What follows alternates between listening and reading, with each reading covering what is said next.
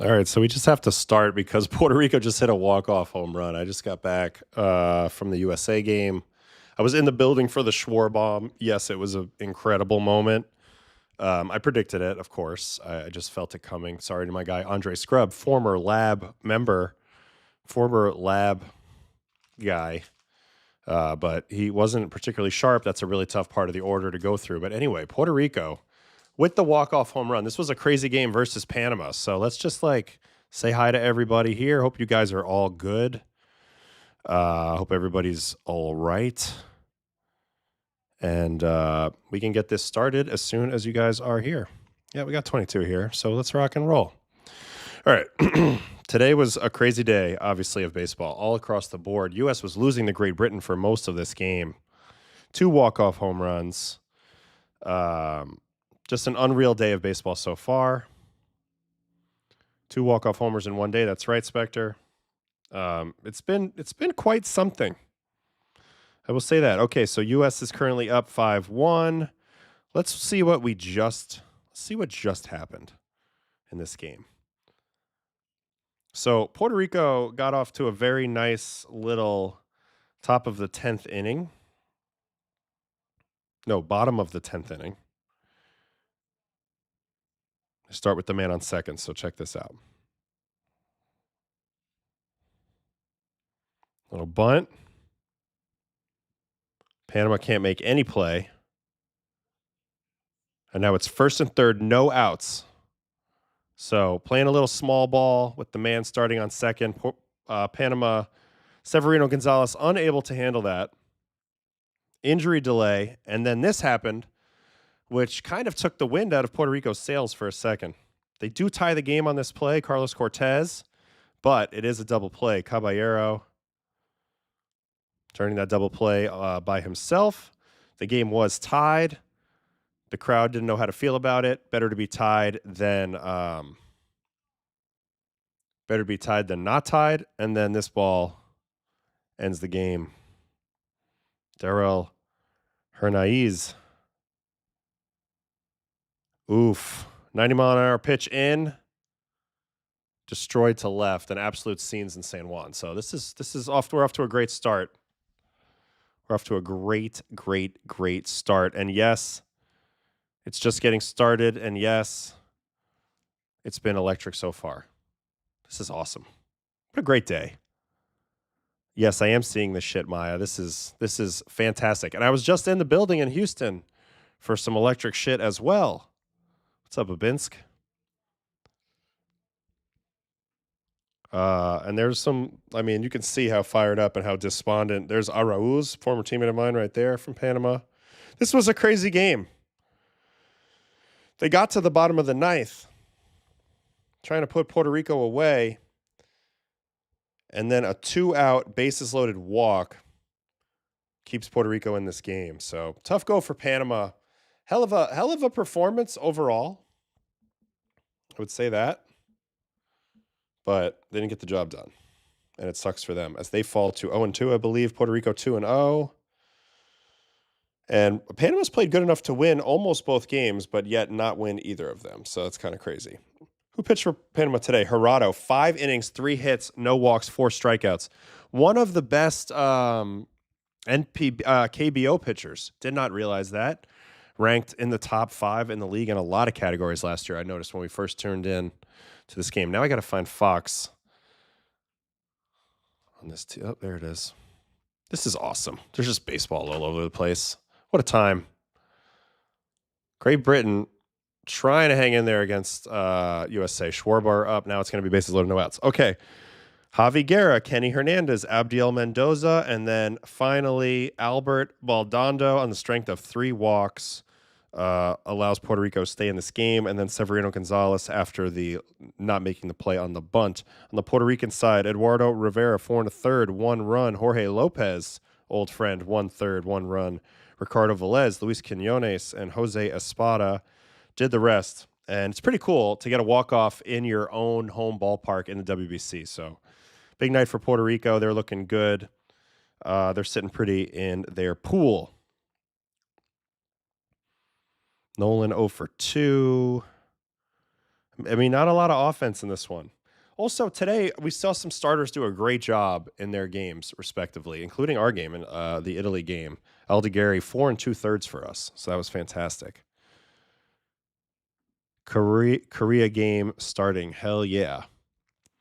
Adam, can you explain what's going on with the guys spitting out the espresso? I haven't seen the spitting out. I thought they were just delivering them a shot of espresso after homering or something. I mean, I'm in the bullpen. I don't get to see all of the shenanigans. But I did have an espresso today from that machine on the way out there. You know, I get my little ice cup, put a little espresso in it. That way I can sip on that throughout the game. And just have that sweet coffee taste permanently in my mouth. All right, what else we got here? So, I mean, that's the Puerto Rico game. There's not really a whole lot to look at. Ariel Jurado was really, really good. I want to look at his player breakdown because this is not a name that I've heard in a long time. And yet today he comes out and he throws 5 scoreless for Panama in this game. 29% changeup, 25% four seam, 23% slider, 21% sinker. So it's a pretty much an even split between those pitches. He also threw 1 curveball in the mix. Velocity, not impressive. Doesn't matter. Average 90 with the fastball, 84 with the changeup. It's not a particularly big whiff game, but got his outs. Threw about 60% first pitch strikes. Got the job done. Also showing a better changeup than he had shown in the past. I don't know where in the past these numbers are from, but today he averaged 4 and 16 on the changeup, which is a nice shape.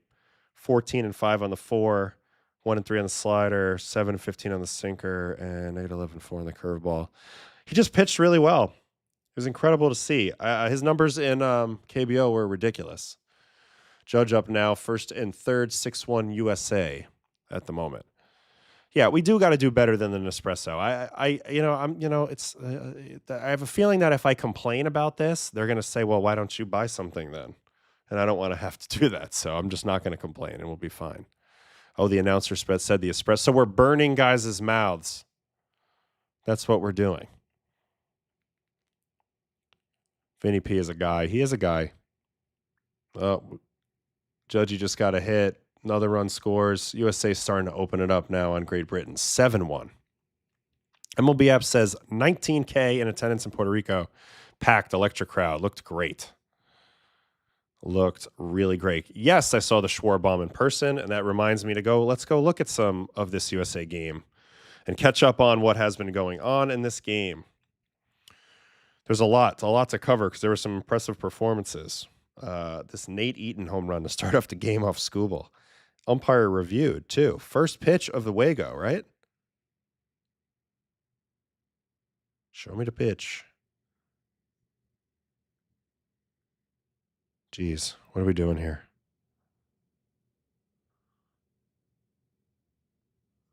Jeez, that's insane. What just happened? That did not work. All right, so Nate Eaton homered. We know about that. And then after that, the U.S. didn't do much. Tyler Visa did a great job, but really I was impressed with this Naher Victor. Naher Victor was punching tickets of the United States.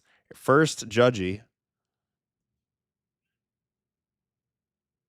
I looked him up. 14th rounder, 2024. Just getting huge chase out of Judge. Nasty. Let's watch that again. It's a good pitch. They were not picking this pitch up. They thought these were fastballs for a while. All right, so that's Judge punching. And then here's Harper. He is also going to strike out on a fastball.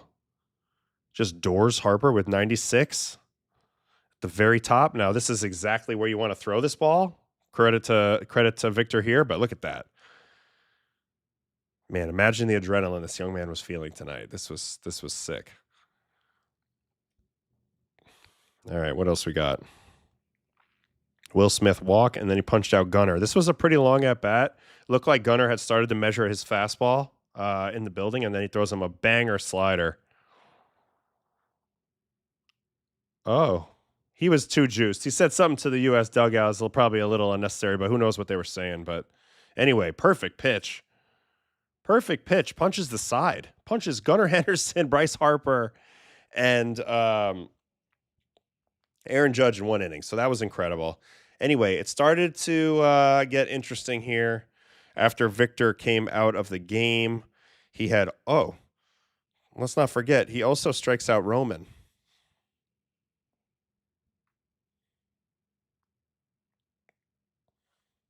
Another slider.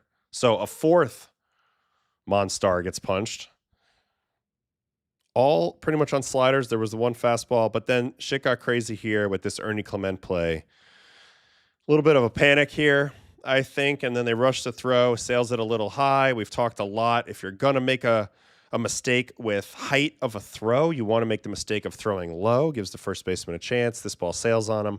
Obviously, he's not trying to do it. Physical errors happen. But anyway, that's ultimately what allowed Ernie to get in there. First baseman's got to jump. He's running hard the whole way, gets himself on base. Then the whole dynamic changed. They immediately take out Ernie Clement, bring in my old friend, Andre Scrub, who was a lab guy. In his heyday, had incredible cut ride to his fastball and a ridiculous curveball. But it's been a while since he had any velocity, and that kind of showed today. PCA rolls it over down the line, hits that ball plenty hard. Trace played this ball very well to keep it at second and third, I thought. But now they're in trouble. Now they're in a situation where Judge is looming a couple batters away. Schwarber's up. He's in there to get lefties out. That's Scrub's MO, is getting lefties out. Let me see. He only hit that 95. And ultimately, it didn't work out. First, there's the wild pitch.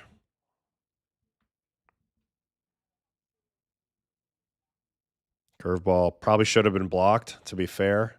But Ernie hustling. This is what Ernie does.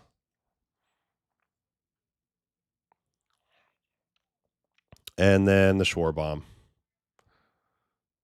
So let's see. 91.8 mile an hour fastball hits it 108.9 at 33.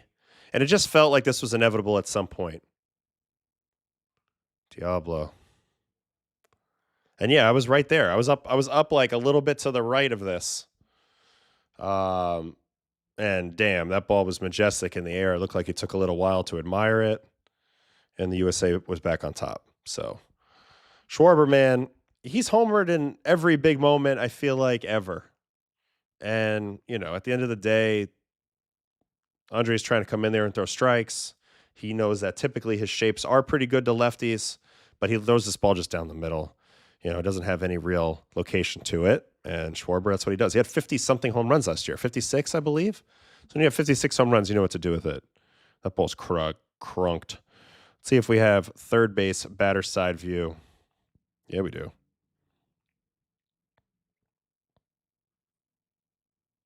Oof, pretty good reactions, too. Let's break down the reactions here. All right, we got a bunch of gentlemen looking on. Schwarbomb launch.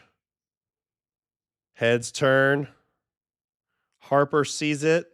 Goes immediately over the wall. Takes a look at Schwarb. He's seen this before. The rest of them are watching the ball. Roman, hand up.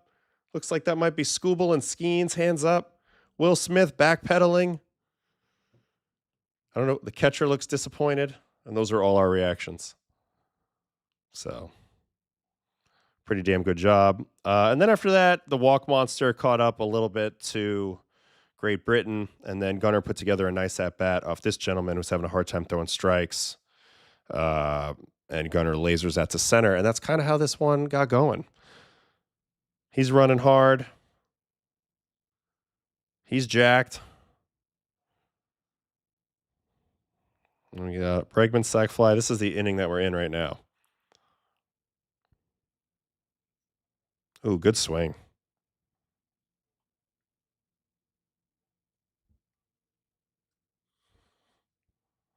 And then Judgy.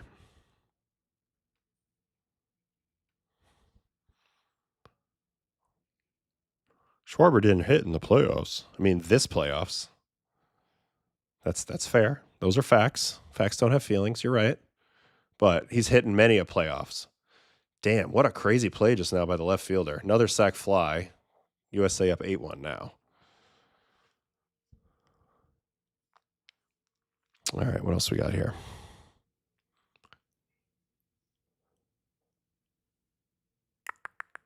How close did we come to getting you in, AO, or not at all? Not very close. Didn't warm up. Don't know. I don't really know what the scenario is that I pitch. I mean, they mentioned they want it to be a clean inning this next time, but I don't know whether that means close game, not close game. Don't really know. We'll see.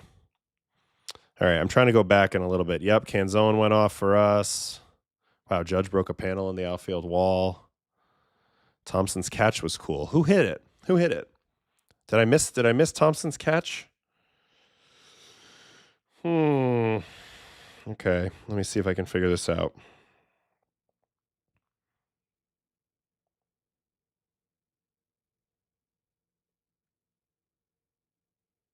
Jazz called out on strikes. Harry Ford pops out. Schwarber, Judge lines out. No. Will Smith lines out to Trace Thompson. Maybe. Let's see.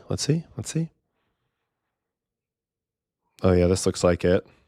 Trace is a great player. Oh, baby. He has a robbed home run. I didn't see that. I was probably walking in the rain from dinner to the ballpark. Oh, speaking of dinner today, huge shout out to the spot that we went to. Shout out to Jameson Tyone for telling me where to go. Let's watch that again while I'm talking. Nancy's something in Houston. What was it called? I have a picture here. This is where my brain's at right now. Nancy's Hustle. Highly recommend it. Fantastic tonight. Fantastic. And then we walked back to the ballpark and went to the game for a little bit. And that's when I moved the stream back. All right. So that was a sick play. This inning's still going up here. All right. Did you guys say you wanted to watch Scooble a little bit? We could speed watch it. Obviously, we're not going to have the Nate Eaton home run because that clip is a little jacked up. Let's watch Jazz strike out. I think. No. These early clips, the Clippers has not been ready at the beginning. Harry Ford. Do we get Harry Ford popping up? Yeah, we're going to get that now.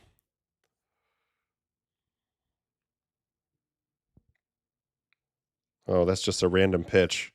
But 97 Bayou, when I was in the ballpark, he was still going at the end, and he looked unhittable again. It looked like he found it again. He was like 98, changeup, the whole thing. The whole usual Scooble. I feel like the clips are all out of whack here at the beginning. Like now we're just getting close-ups of random players. All right, let's hope for a second inning. This is why it's dugout app or bust, bro. Research tools only so good. Oop, change up. Harper. Standard Scooble. Change up out. Next batter. Another ground out. Four seam 97. Oh, broken bat, perfect location. Easy for Mr. Bregman. And then a strikeout. USA still pouring it on.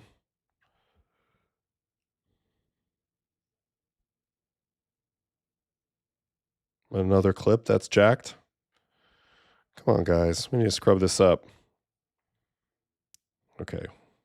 Trace Thompson strikes out swinging.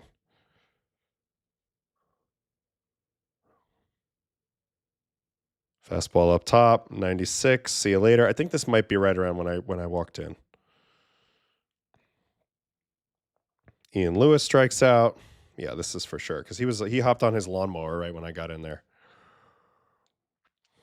Yep, 98. That's what I was talking about. Gasoline. Absolute gasoline. Then Nate Eaton single. Nate Eaton 2 hits off Scooble. Oh, a little infield. Oh, that's an error, sir. That's an error. It's an error all day long. It's a throwing error. Sorry. I know I'm a pitcher. What else? He does strike out Jazz to end his outing, right? Yeah. And also, who looked incredible tonight was Clay. Clay had one of the more dominant innings I've watched in a while tonight. Yep, 98 to Jazz. See you later. So Scooble was great outside of the ambush. And then we have to watch this one Klay Thompson inning. I don't want to watch. Oh, and you know what? We should watch all of the Clay Thompson out. I mean Clay Holmes outs. Clay Thompson. I'm getting everybody confused. Clay Holmes. Because this was a very dominant outing. Little sinker in on the righty, chopper. See you later. 1 out. Then he just starts punching tickets. BJ Murray. Oh, kick change. Have a nice day. Look at the drop on that. Oh. I mean, that's tremendous.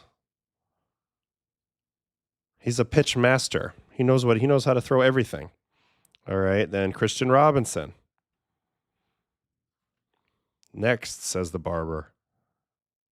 Sinker down, goodbye. 97 with friggin' action to it. Look at this ball dive. Look at this ball dive. My goodness. You know, the old high release with the low induced and vertical break is just that much more steep. It's the inverse of the low release height 4-seam ride guy. So Clay's got that in spades. It's amazing that he actually steps open and then delivers these pitches, but that's gross. And then he wasn't done yet. He was not done yet with a 3-strikeout inning, this next inning, which was just particularly dominant. I think he threw 2 balls in this inning. Oh, kick change. Goodbye. So look at the height it starts at, and it does trend relatively equal height for that long before falling off the table. But you know it's nasty when you get a guy to swing in that location. Down in, way in front of the plate. So kick change is dialed for Clay. Then he goes, I think, regular slider here and then sweeper to the next guy. Oh, sweeper. Perfect. Gross. Do that again. So I mentioned sweepers don't get a lot of swing and miss. This one is, if you can throw it right there.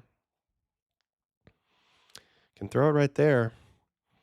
And then he also gets trace. I think this might have been a 3-pitch punchy. Like he was just toying with him. Sweeper again. Ooh, that one was even sharper. It's all the way there before it really catches. Catch, and then zoop, zoop, zoop, zoop. So he was filthy. That makes me want to go look at his data from this baseball game because he was disgusting right there. All right. Well, first of all, the Najee Victor guy that we watched earlier, I just want to see the slider shape because that was something for sure. Slider. Okay. -1 and 7. Okay. That makes sense. Had 63% whiff. And the 4-seam was 18 and 10. Those are 2 pretty good pitches. It's just crazy. He's like a 14th rounder. Never heard of him. Punches tickets against USA. All right. Let's move it further down. Skubal. Usual Skubal, I bet. All right. Holmes. So first of all, Holmes is throwing harder tonight in a shorter stint. I want to see this. What's this changeup shape? So his changeup averaged -4 and 10 today at 852 RPM. I would say the kick change is ridiculously dialed for Clay Holmes right now. That is gross. That is plus, plus, plus, plus, plus. Also, the sweeper -3 and 18 dialed. Sinker 2 and 16 outlier. Bullet slider 1 and 3. Why not? Clay Holmes has tremendous metrics on his pitches. If he can figure out how to be pitch efficient and how to flow a little bit better out there so he can kind of get some early outs, game over. But this is a big key. Hey, do you like this stat? First pitch strikes, 100%. Sorry about it. He was locked in. He was absolutely locked in. That's what it looked like. Tremendous outing. He looked great. He looked exciting if you're a Met fan. So I'll say that. All right. Let's pop into here for a second. I got to put on the air conditioning in here, so bear with me for 10 seconds.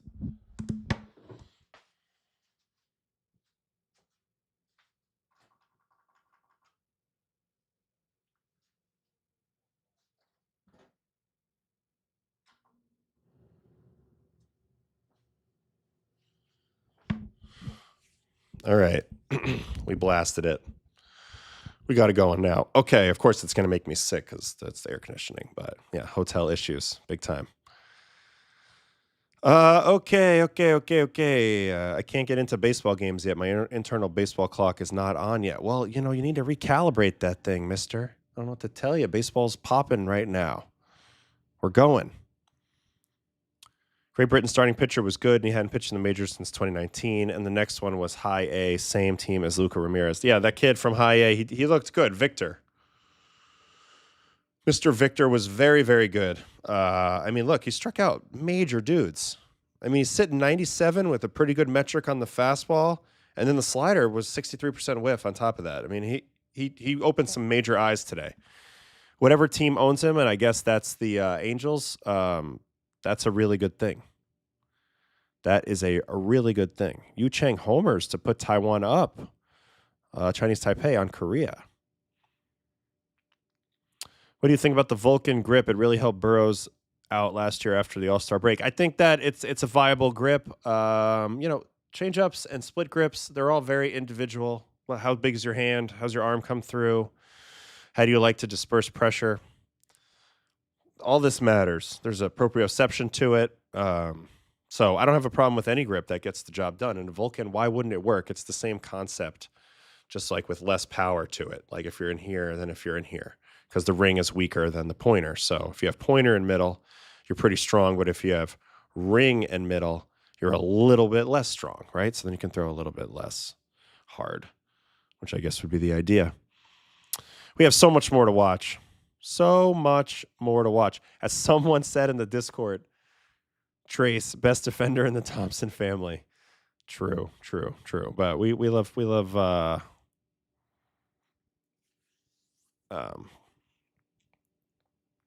Clay as well.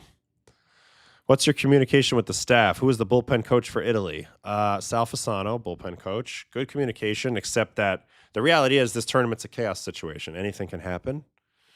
So you just have to strap in and be ready for that. There's not really much else to say.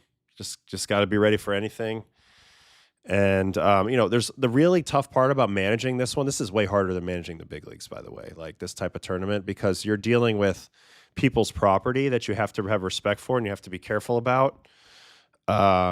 So guys aren't going to throw back to back. So like all of that has to weigh in. Like, who are your best guys? When do you pitch them? What games do you feel like they're valuable enough to pitch them in? So there's a lot of things to consider. That's kind of where we're at. What coffee are we drinking tonight? We're not drinking coffee. I had one drink at dinner, some water. I got one of these. I stole one. I didn't steal. I took one of these from the clubhouse earlier, although it's vanilla sweet cream, so I don't think I'm going to want that. This is pretty trashy, right, guys? How does the chat feel about nitro, cold brew, vanilla sweet cream? I don't think that's my jam. Is there a big difference between a curve and a knuckle curve to a batter? Not really. It's just a grip difference. You're trying to create a similar type of action, so I would say no. Some of them are quite similar. What percentage of the team speaks Italian? I'm going to say 15%, 20%, something like that. There's some real Italian guys. Scotty finished a game for us today, and he's from Italy. So why don't we go look at our game today from Italy? This was a really good game for us. Obviously pitched a shutout. The boys threw a shutout. Canzone hit a freaking nuke. Nori with 2 nukes. I think Aldighieri is the story of the game. Native Italian, first classic. Pitches for the Angels, comes out today. We're expecting 3 to 4 innings. He almost pitches all 5. So, look at this. 46% fastball, 41% changeup, which was great tonight, I thought. Yeah, 77% whiff on his changeup, 8% curve, 5% slider. When AO went, Cervelli went out to get Aldighieri. He initially walked back to the dugout as if he changed his mind. But the reliever right as he started walking in, was there miscommunication there? Yes, there was. I'm pretty sure Francisco gave the signal to the bullpen on the way out, but technically he had within his pitch limit the ability to face one more batter, and I think he really wanted to complete the 5 innings. So I think there was a little bit of a conversation there, and then Cervelli was willing to let him do it, but at that point he had already made the signal, and the reliever Alec Jacob was already on the field, and so the umpires did not allow it. They forced him to come in the game, and he did come in the game, and he did fine. But yeah, that was crazy.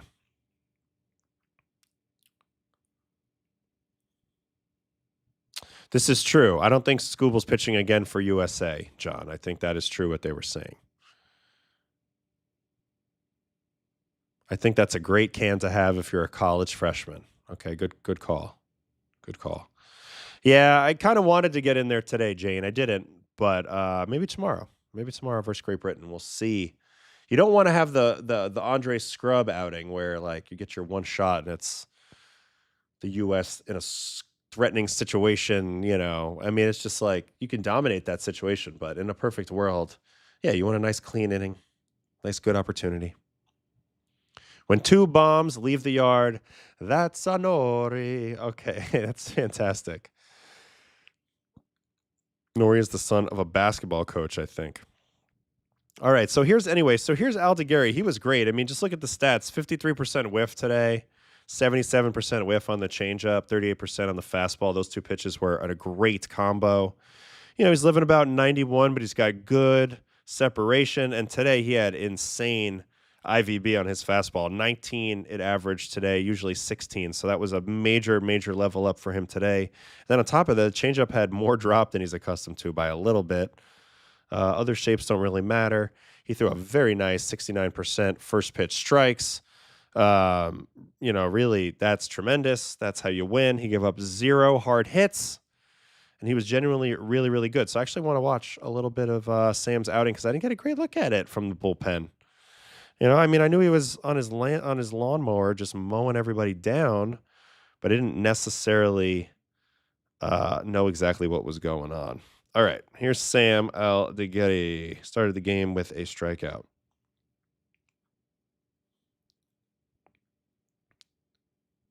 There's that fastball up top.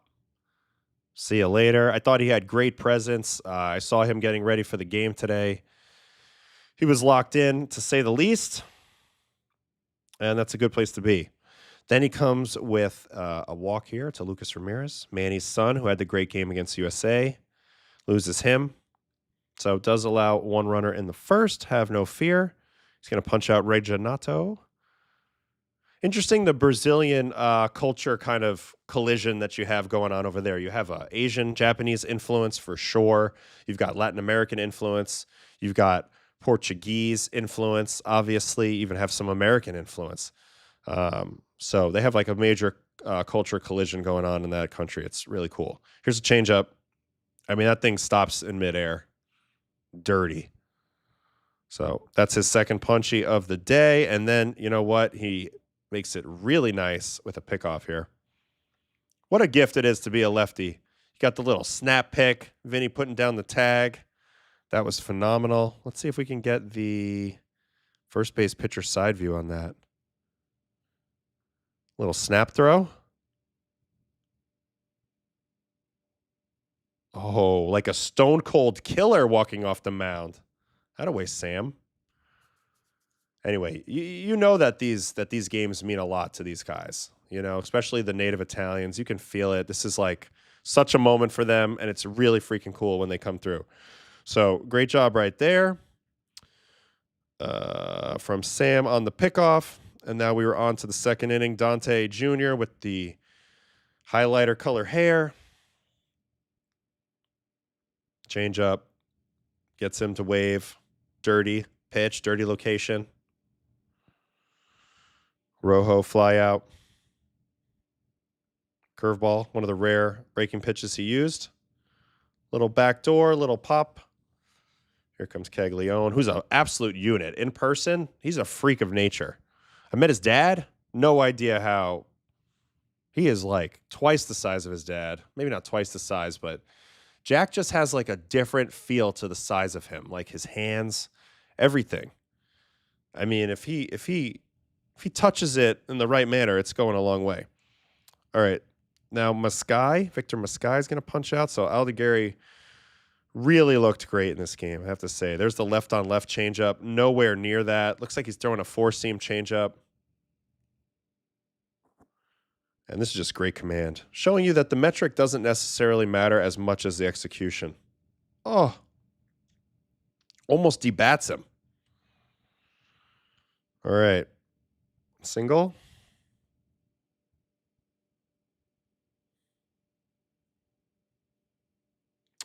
Marcy almost had this. Good effort, good recovery, holds him to 1. Good fundamental baseball there. Almost had it, but didn't let it turn into a double. Sack bunt. Yeah, dude, Cags.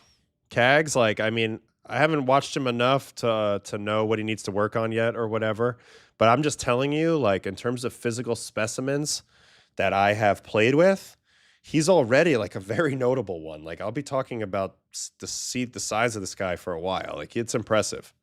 All right, and then back-to-back punchies here. Man, we just got thunder outside. Nice catch by Teal. Frames up that changeup, dirty. And then Gomez, probably another changeup, huh? Yep, changeup. Rode the changeup to this whole success here. Oof. Fading away, baby. All right. Lucas Ramirez back around. He's going to pop up. I feel like, you know, we took a lot of time to scout this team. I thought we had a good handle on it. Teal had a good handle on the game plan, but ultimately, you know, Ramirez is probably the guy you don't want to beat you on this team after the way he played yesterday. Other than that, you got to really attack with your strengths. None of these batters really saw any of our guys. So I'm proud the way that we attacked today. We talked a lot about that. Reginato walk, and then Dante Bichette Jr. double play. And honestly, how slow was he running here? There's no way this should be a double play. Do we have a sprint speed on that? 20.6 feet per second. He ran a 5.51 home to first there. That seems not so good. All right, and then Rojo strikeout, and then he got 2 more punchies to finish his outing here in the 5th. Perfect changeup again. I mean, literally perfect. You can't throw it in a better location. And then Maskai again. And then, they wanted to give him the other batter. There was a little bit of the miscommunication. It didn't happen, but another high heater, 92. This was a hell of an outing. He just pitched great. So he was tremendous. I was really happy to see him pitch so well. Who else pitched really well for us? Gordon Graceffo. I don't know if you guys know, but this guy's nasty. Throwing 98 with a curveball. 98. See you fucking later. He's talking shit, I feel like. This is an upshoot sinker, so probably not where he wanted it, but happy accident. I like his intensity. I like it. Let's see some more strikeouts from Graceffo. Dante Bichette called out on strikes. Curveball. Oh, this was a banger. Whoop. Oh. Frozen. Dirty. 5.51 home to first would have been the second slowest in the league after only Stanton. I mean, seriously, it was slow. Really, really slow. Show off that B and C hoodie. Yeah, right here, baby. Always ready. Always ready. Home run Sally song for Italy is epic. Puccini's Taranda. Didn't expect that, but it is lit. This team is lit. I'll tell you that. Any other guys you've played with that you would be comparable to Cags? Man, that's a really good question. He's like kind of a supersized version of a dynamic athlete. There's something almost creature-like to his build. It's like really, it's impressive. Fuck, I mean, it's not like Judge, it's not like Stanton. You know, it's like Cargo, but bigger and more muscular. It's hard to put a finger on him. He might be a 1 of 1 size-wise. It's interesting. All right, so that was Bichette getting punched on the curveball. Then Rojo called out on strikes. So Graceffo looked great. Really, the whole Italian pitching staff was awesome. Alec Jacob had 3 punchies and 4 outs, throwing his upshoot, sidearm stuff. Let's see if we can see that real quick. If you guys have never seen this guy pitch from the Padres, That's 86, Doors. And then Gabriel Gomez. I think it's also fastball. Yep, Doors again. Beautiful. Did I miss one? I missed one, but there's another one in there. All right, as for the offense, there was two guys mainly that lit it up from the power side for us, but this was a big ass hit right here from DeCenzo. So I don't want to overlook this. It's 0-0 at this moment. We needed to break the ice in this game. One out, and the kid steps up. He stays through a ball, gets it to right. Birdie comes chugging around. Little Manny made two good throws already in this game. So that was big. That kind of broke the ice, and then from there, the boys did the rest. First, let's watch the two Dante Nori homers. This kid was in high school like a year and a half ago. Now he's whacking 2 homers at the WBC in the 9 spot. See you later, ball. So, Team Paisan, very nice there. And then here's the second one. Who's pitching now? Griffin Jacks. Here's the second one from Dante Nori. Oh, pitcher with the point up. That's me right there. I move out of the way, and our catcher, Drew Rossi, makes the play. And that was our second dinger from Mr. Nori. Neither of them hit harder than, I think, 102, but both leave the yard. Now, this ball was destroyed by Canzone. Canzone hits the ball really freaking hard. He lined out at 114 early in the game. And he pimped the lights out of this ball into the second deck. This guy's got big juice. I was thinking he never gets to face lefties. He never gets to face lefties. And now he's getting a chance to face them because he's one of our best hitters. So this is great. Kaboom.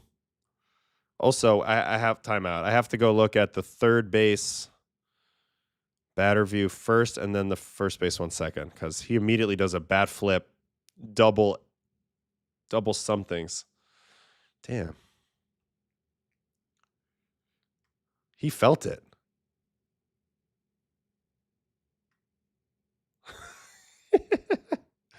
Let's see first base side.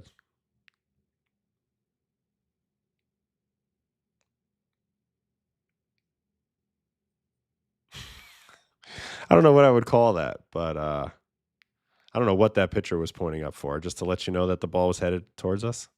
Yeah, I guess to let it know it was coming. So that was that.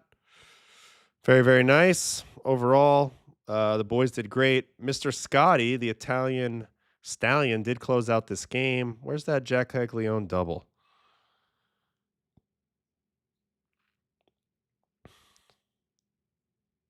I mean, this guy is just going to be a monster if he can figure out how to make good contact.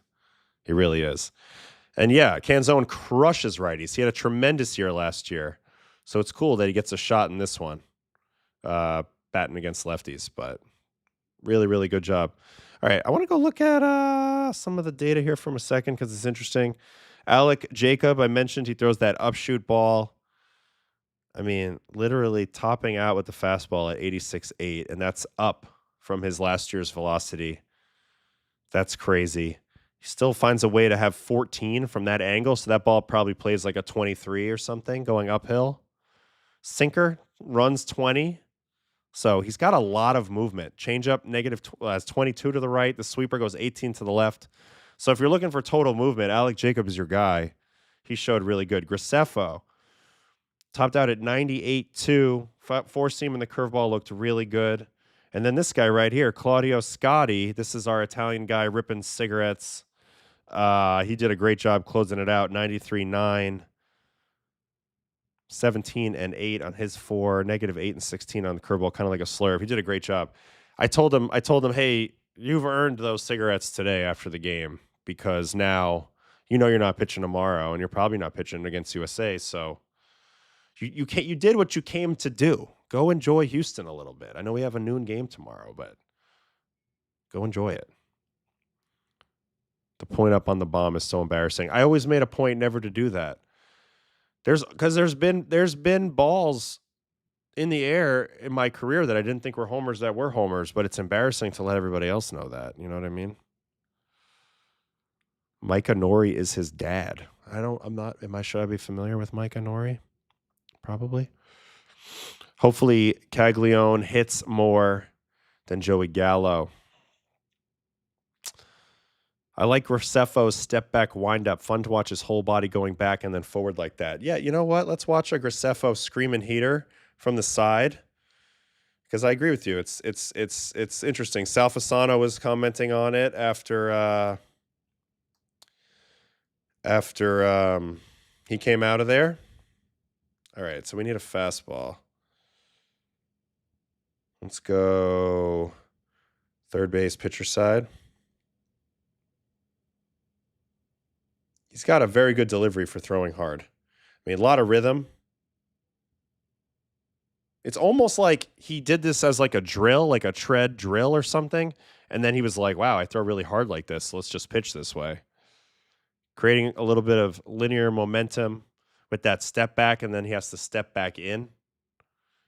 And then he really, his timing and his delivery is tremendous. Let's see what it looks like from the other side.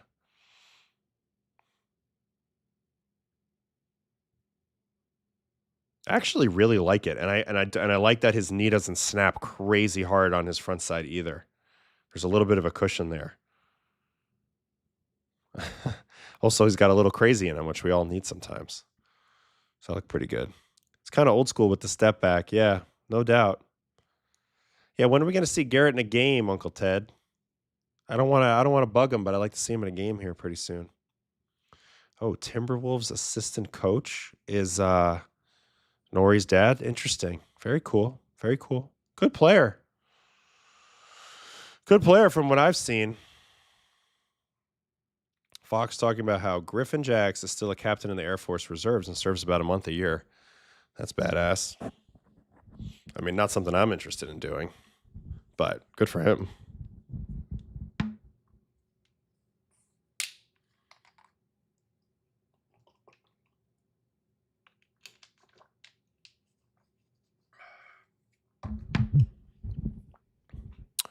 Yeah, that's true. It's good. It's a good point. It's a good point. It's a good point. Yeah, lands on the ball of his foot. I like that, personally. Yeah, I'd be curious to see what this looks like if he ever does get out. You know, Vance Worley's pitching right now for Great Britain. Vance has been out of the game longer than me, so a lot longer. So pretty cool that he's pitching here. I think he's been in a bunch of classics. Okay, what else from the Italy game? Anything? I think that's kind of it. The boys played well. We got Great Britain tomorrow. They're wrapping up their game versus USA. We have a noon game tomorrow, so that should be interesting. We already looked at Puerto Rico and Panama. We looked at USA and Great Britain quite a bit. Korea and Japan. We didn't really touch on that, so I guess let's go to that really quick. We'll go to the highlights. We'll just do highlight style for a minute here. Team Japan hits 3 home runs in this Wago. Here's the first one, Shohei, to tie it in the third as Korea had a 3-2 lead. I mean, Shohei's just an automatic to do something every game that he plays in. It's kind of crazy. Oh, we're loading. Clay Holmes pitched excellently. He was the best, most impressive pitcher in this USA game. Man, look how high Shohei hits them sometimes. Yeah, Philippe Aumont. He's like a legend. A legend. He was on the Phillies at one point. They're really hard. Anyway, I know too much about these dudes. Oh, there's Seiya on a submarine sweeper from Ko. He parked that ball deep into the Tokyo Dome. So it's good to see the stars for Japan doing star things. Oh, lean back on it. That was insane. Yeah, Miyagi did pitch.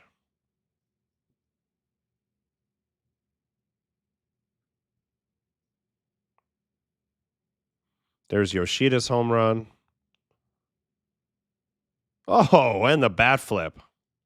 Do we have a side angle on that? I guess I could go to the plays real quick. Yeah, hold on. See if we can get a side angle in the Tokyo Dome on this Yoshida home run, because this was beautiful.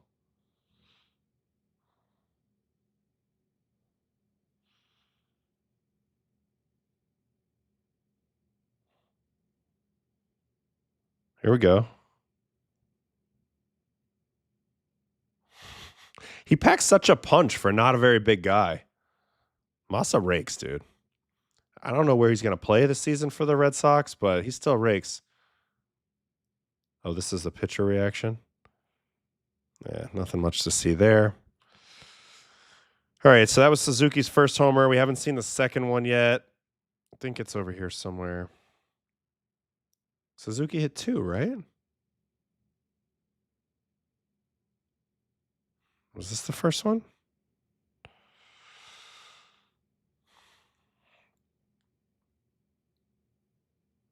Oh, to right center. Ball's flying in the Tokyo Dome. They were down 3-0 in the first here. Kikuchi did not get off to a good start. So, we'll go over that soon. That was tough. You know, it's impossible to know the answer to this, Maya. Was I almost able to warm up? I don't know. I was getting ready. I was throwing my plyos. I had all the hot stuff on my arm. I did the whole thing. All right, what else from this game? Really big home run in this game from our guy Haesung Kim, Dodger player. Off Ito to tie this game for Korea at 5. This was a heck of a ball game. These teams are rivals. It's always good when they play. It's always a battle. Japan's been coming out on top, but always a battle. So nice job there. And then it kind of got put to bed after that. This pitcher struggled quite a bit. Yuki Matsumoto in the 8th. He threw a ton of pitches, and it got a little dicey here. This is how the inning ended. Bases loaded, 8-6. Kim at the plate, and he freezes him down with a split. Sort of a weird pitch to get frozen on. I was curious that Japan stayed with him as long as they did. This was the game I watched right when I woke up today. But they did, and he was able to wiggle out of it. And then Ota was the closer today for Samurai Japan. So let's just take a look at him.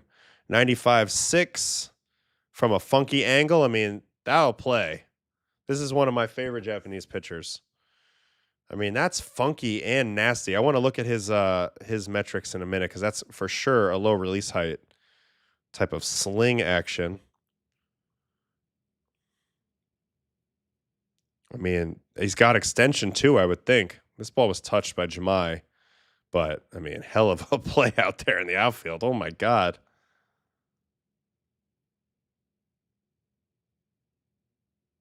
Sick play. And then Jung Hoo Lee grounds out.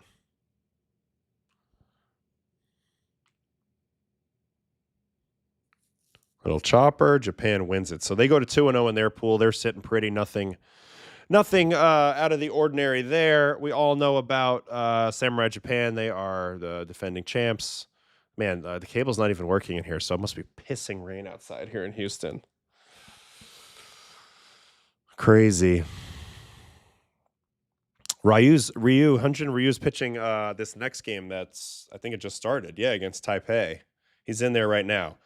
Let me go look at I want to go look at some of the metrics on the game that we just watched, that we just looked up. So that was the Japanese Korea game from last night. Look at some of the pitching breakdowns real quick.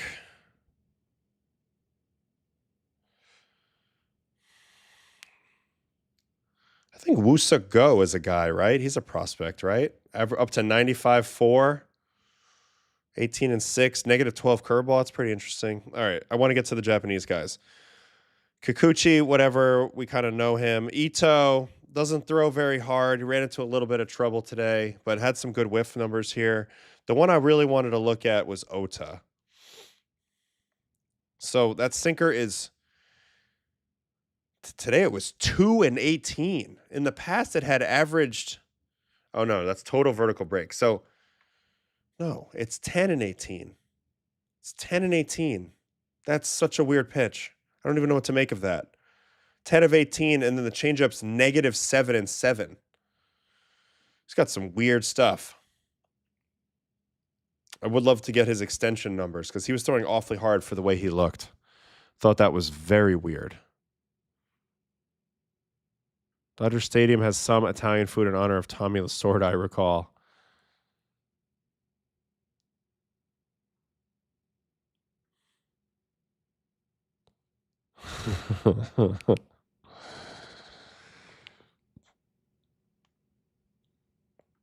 Go went from Pods to Miami in the Arise deal, now with the Tigers organization. Okay, yeah, Yusaka. I knew that name. But I was curious about Ota. He looked pretty good. Let me go, what was the box score of this game for Japan on the offensive side? So Otani DH, Kondo right field, he's still 0 for. Suzuki 2 for 3, Yoshida 2 for 4, Okamoto 0 for 4. Murakami 1 for 4. I did watch Murakami get his hit today. Let's actually go back to that for a second because Murakami, this is a line drive single, hits this ball, I believe, quite hard. Yeah, 111.8. But again, this is the second time now we've watched Munetaka Murakami kind of top spin over a fastball. And we speculated that maybe in his preparation for the States, he was like really working on high fastball machine or something. It would make sense. But either way, he sliced through a few balls in a very weird manner. And this is just another example of that. I mean, you can see how hard he hits it. He hits the ball spectacularly hard. But I don't know. I just thought that was something worth seeing real quick. Back to the box for a second. On the other side, Kim 1 for 5, Jones 2 for 5, Lee 2 for 5. Those are the main guys. Is Matt Davidson playing for somebody? I think that's Canada. We're going to look at Canada in a minute. All right, so Japan wins. They're sitting pretty. No surprise there. None at all. None at all.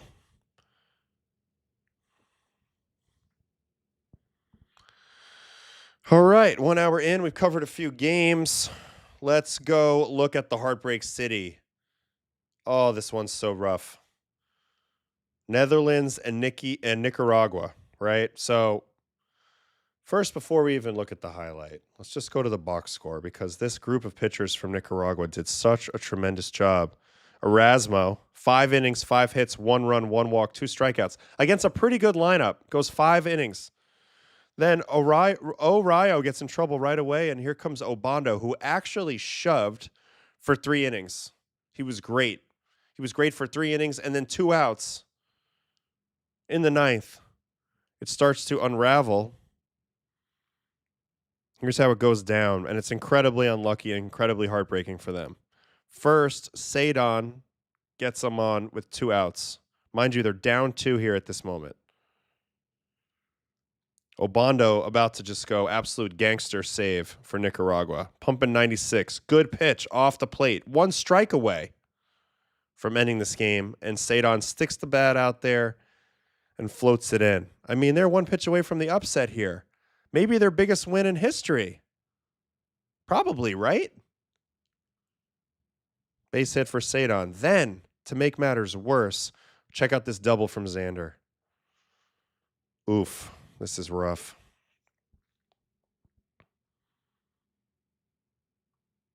Off the freaking base. Bounces over Jeter, downs at third, into left. Xander into second.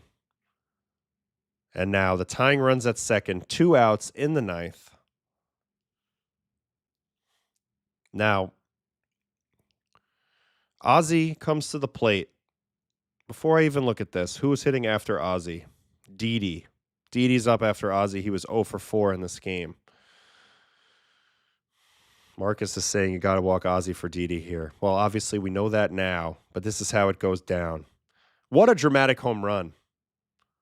What a dramatic home run. First pitch fastball. He's been pitching great, mind you.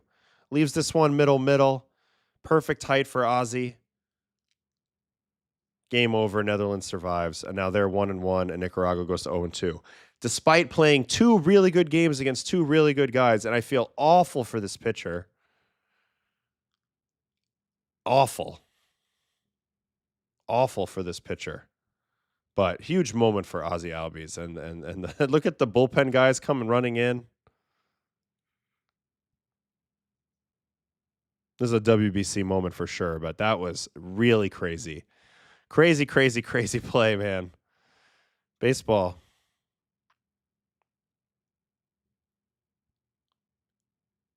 Oh. Let's see the pitcher's reaction live. Please. Oh, God. His heart's breaking in real time. So really tough go for them. This was the home run that looked like it was going to send them to victory today. Jeter Downs, part of the Mookie Betts return.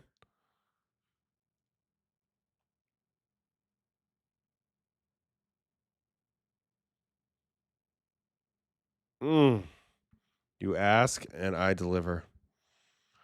Yeah, so depressing. After the blooper and hit off the bag. Just ridiculous. Anyway, that was a 2-run bomb in the 8th for Nicaragua. So huge moment for Jeter Downs there. And Nicaragua was all set, but they do lose. Tough loss. Hard to overstate that. Tough loss. Really not much else to recap from this baseball game.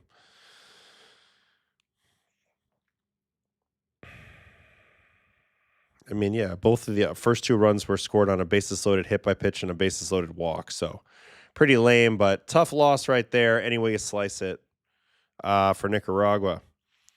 All right, what else we got here on the international scene?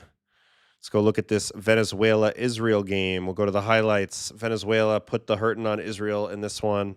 This Venezuelan lineup is no joke. It's really no joke. Got a lot of stuff here.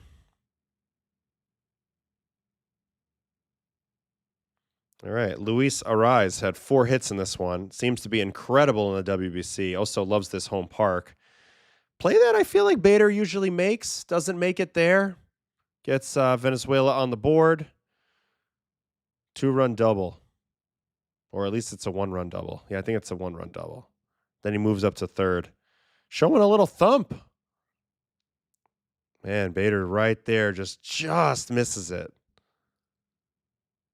Arise heard the AO shade. It wasn't just AO, it was everybody in this chat kind of agreeing. But yeah, he probably did. Sometimes you just got to tell that Ottavino guy to shut it. Ooh, line drive to left, base hit. Salvi. Run number 2. Bader had an uncharacteristic night on defense tonight, huh? That's interesting. All right, Gino. Well, they're not letting me click. We must reload. Man, everything's going haywire in here. The USA game's still on pause over there on my TV. Arias has never had a 4 extra base hit in one game. Did he do that today? Arias has 2 more home run WBC, has more 2-run WBC games than MLB games. I know, that's insane. What brings it out of him? What a beast. All right, where's that Gino home run? Here it is. Guarantee it's pull side on a medium speed pitch. Could have freaking told you that before it happened. He's just really good at not missing those. Really good at not missing those. Also, you ever notice like his hair's got such a blow-dried look to it? Very impressed by that. Very impressed by that, you know? Not easy to pull that off in a sweaty sport. All right, we'll just go through all the highlights here because I haven't seen any of this. Garrett Stubbs triple. Oh, down the line.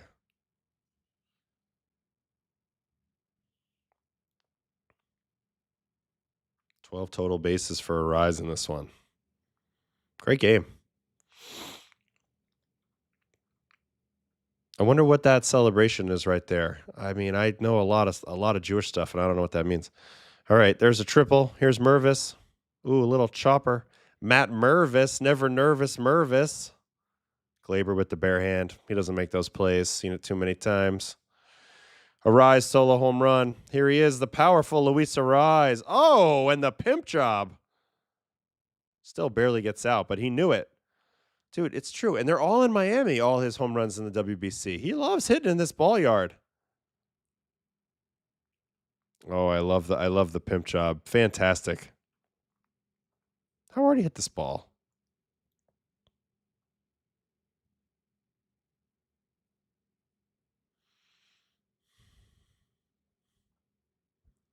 Ao going with the hair of Suarez over Bader now? No. Bader's salad is tremendous. I hear the rain. The rain is falling. All right, we don't need to watch that. Let's watch RJ Shrek's home run. Left on left. Oh, go down and get it, young man. Gone.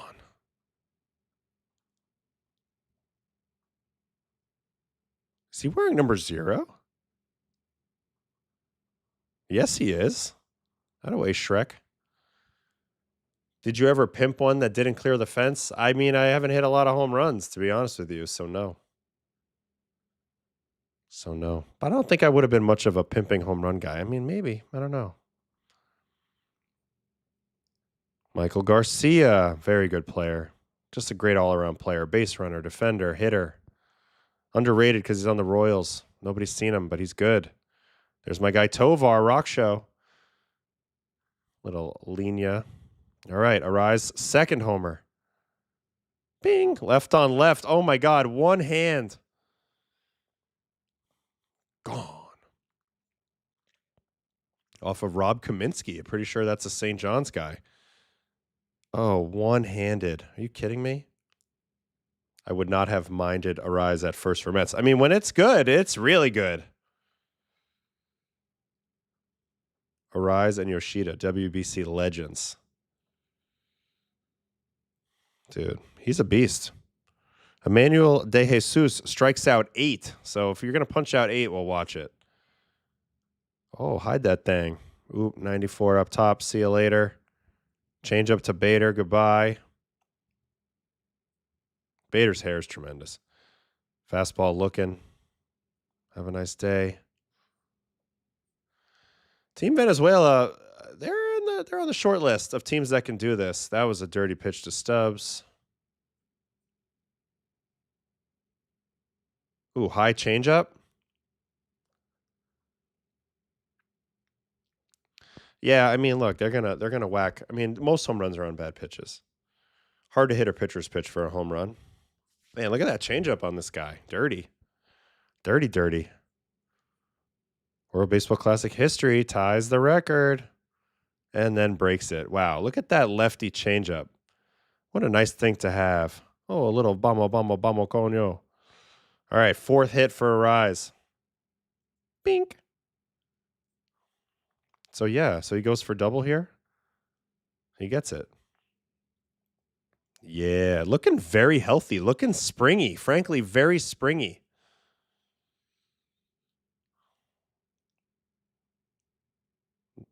Feeling fresh early in the year, that could be part of it. But, a guy we've been criticizing a little bit his physical ability. So if he can get some of that back, that's always going to help. Abreu, my guy. Some bad defense by Team Israel in this one. Cole Carrig. Prospect. All right, what else we got? Zach Levinson, diving catch. Oh, very nice. Very nice. Bader Tots with the homer. Ooh, to center. Nice freaking swing. I played baseball for 20 years in professional baseball. You think I don't know about Conyo? Arepa power. They do have that arepa power. And arepas are one of my favorite foods. You give me some shredded chicken and an arepa with the right sauce, we're locked in. We're locked in all day at that level. All right, so that's it. Israel, Venezuela. Venezuela goes to 2-0. They're sitting pretty in the pool. All the favorites sitting pretty in the pool. USA 2-0, Venezuela 2-0, Puerto Rico 2-0, Japan 2-0, Italy probably 2-0 tomorrow. I hope so. We'll see. No, arepa. I like arepas over empanadas. How do you guys feel about that? I mean, I'm not going to disparage a nice empanada. I'll have a nice empanada, but an arepa? I mean, remember, I played with a lot of Venezuelans in the Colorado. Cargo, Betancourt, Herrera, Chacin, Rosario. Well, he might be Dominican. But a whole bunch. Escalona. So definitely some arepas. Definitely some arepas. Forza Italia, baby. Did you guys have a team dinner after that win today? No. We talked about doing it, but the truth is, like, these team dinners with no families make it tough on the people that spend a lot of money to come here and support their kid, their significant other, their dad, whatever it is in this tournament, and you get a little free time. You should probably be allowed to have a night or two where you do your own thing. My buddy Zach's here, the one who makes my thumbnails, working on B&C, the best. My buddy from high school, he's here. So he went to the game. We went to go eat at, I lost it again, Nancy's Hustle. Phenomenal dinner tonight. Then we walked in the rain to the USA game, saw Schwarbaum, came back, doing the show.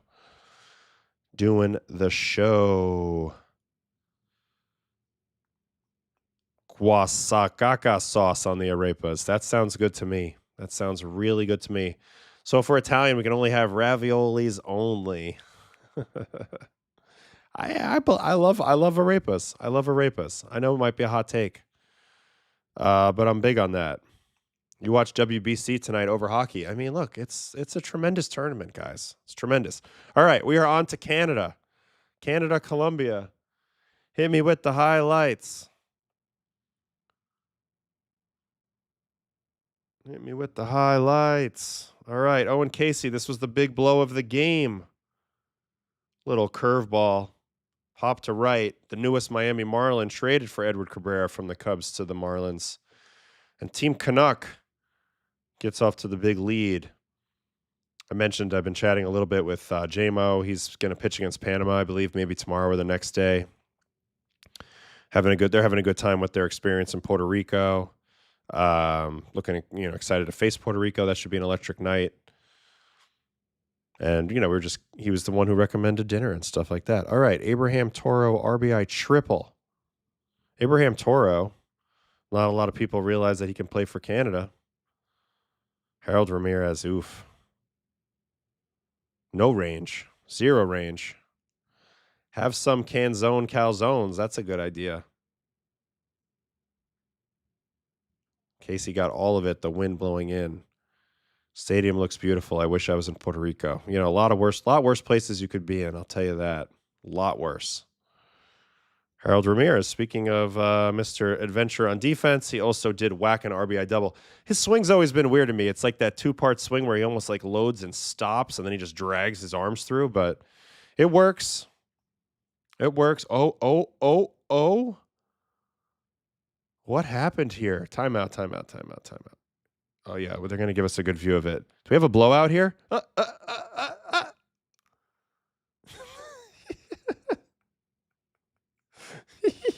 Yo, have you seen that?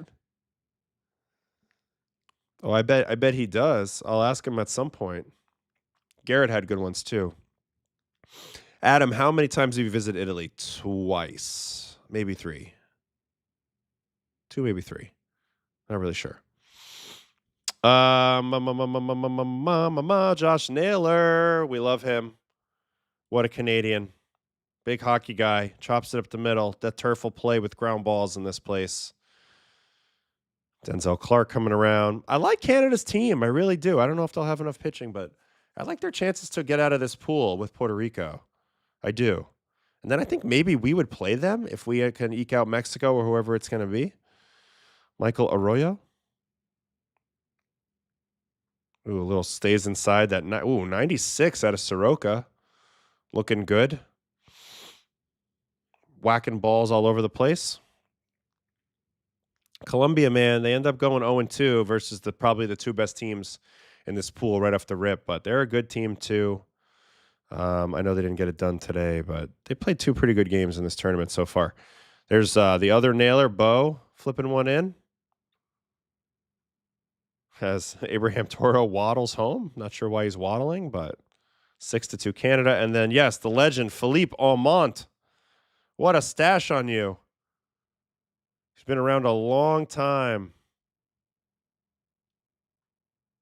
Gets the final out for Canada. Ooh, the old black cleats. Ooh, nice little breaking ball. It's always kind of the way he pitched. A little lean and very tall guy. Soroka hit 97 at the end. All right, let's go check the box score of this baseball game. For Canada, Julian 0 for 3 with 2 walks. Naylor 2 for 4 with a walk. O'Neill 1 for 3 with 2 walks. Black 0 for 4 with a walk. Lopez 0 for 3. Toro 2 for 3. Bo Naylor 1 for 4. Casey 2 for 4 with that big home run to get it started. Clark 0 for 3 with a walk.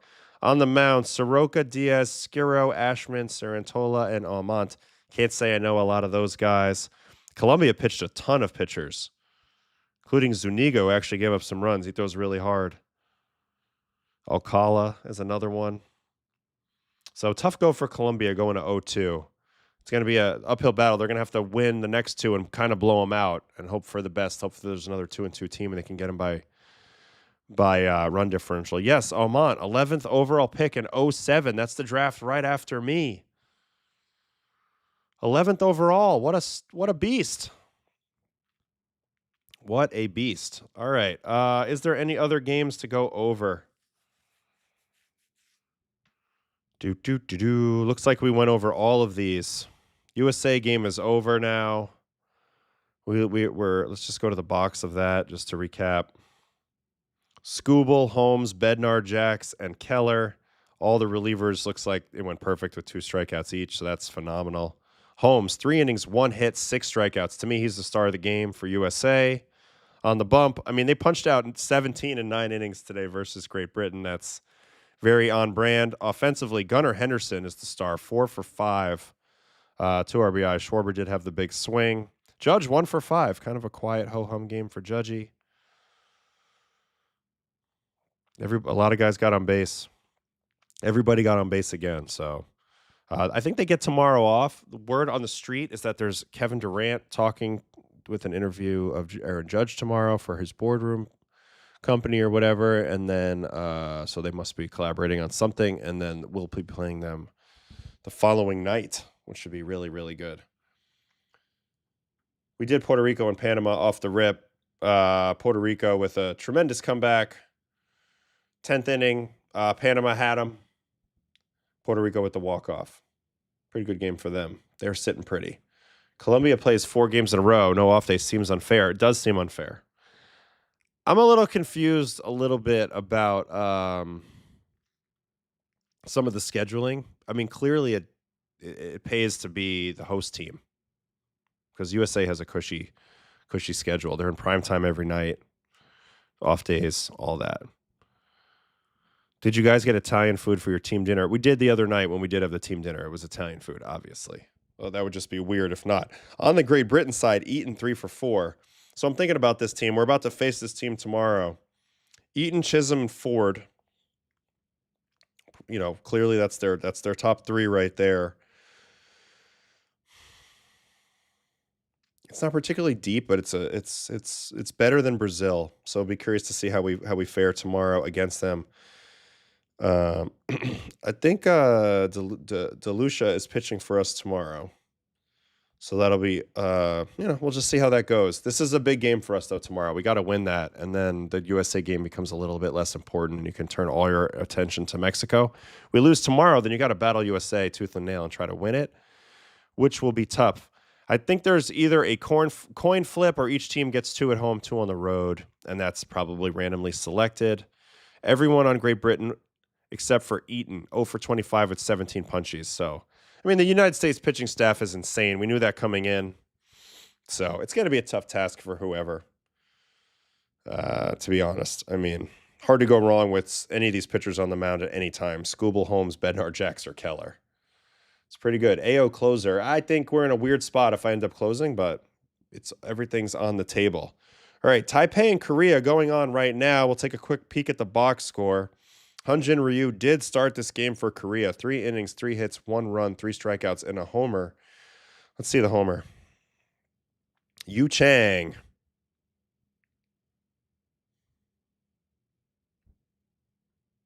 Good to see Hyunjin Ryu playing baseball. Not throwing hard anymore, but he knows how to do it. Wow, Yu Chang with a little laser. Huge crowd at this game for Korea and Taipei. Yu Chang probably their best player all around. Man, Ryu's in good shape. Ryu's been taking care of himself. I guess he's been pitching in KBO, right? Looks great.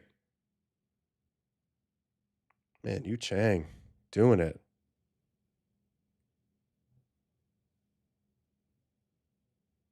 I want to watch that again, though.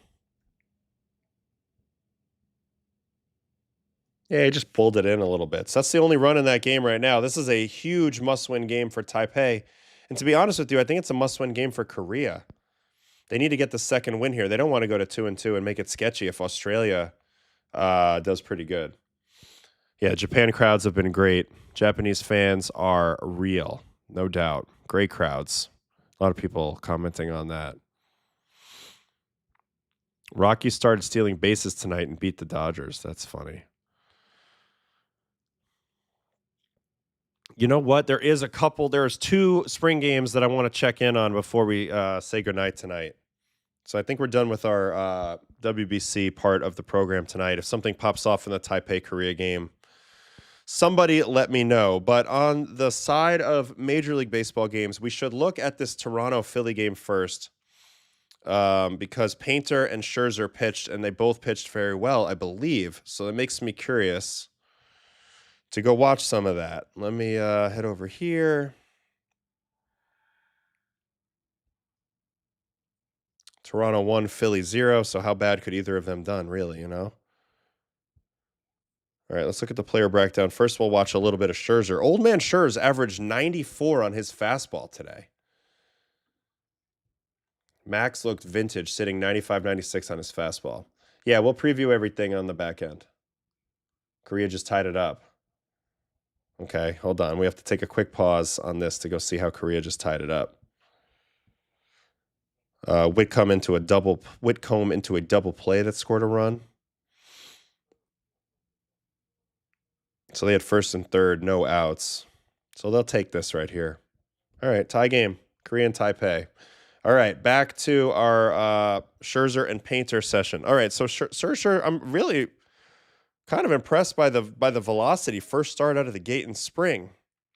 50% fastball, 25% slider, 18% changeup, couple curves, couple cutters.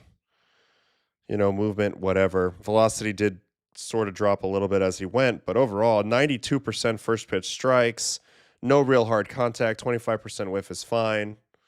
All right, let's watch Max. Let's get a look at how. Did I miss it already? How big Scherz looked. Only one strikeout, but man, geez, talk about an annoyance. 10 pitch at bat to start the game. 95-6. Oh, versus Trey. These guys are tight too. These guys go fishing together. They live near each other in Jupiter. They're buddies. They played together in Washington and in LA. They got traded together. So that's funny. There's always a little bit of interesting stuff when Max and Trey get together. I was curious to see if he did any shenanigans on the first pitch. I just want to watch this for a second from the center. We don't have any other angle. Because it looks like Trey on the backside runs right by Max. Yeah, he says something to him, but I don't know what. Anyway, I told you, they're tight. All right, so that's Trey pop up. Now he's going to get an out here on a changeup from Marsh to Marsh. Ooh, dirty changeup. I think Max learned to kick change, guys. There's a possibility. 2 vert, 13.8 horizontal, 1480. Nah, he didn't learn shit. Same thing. 5 vert on average today.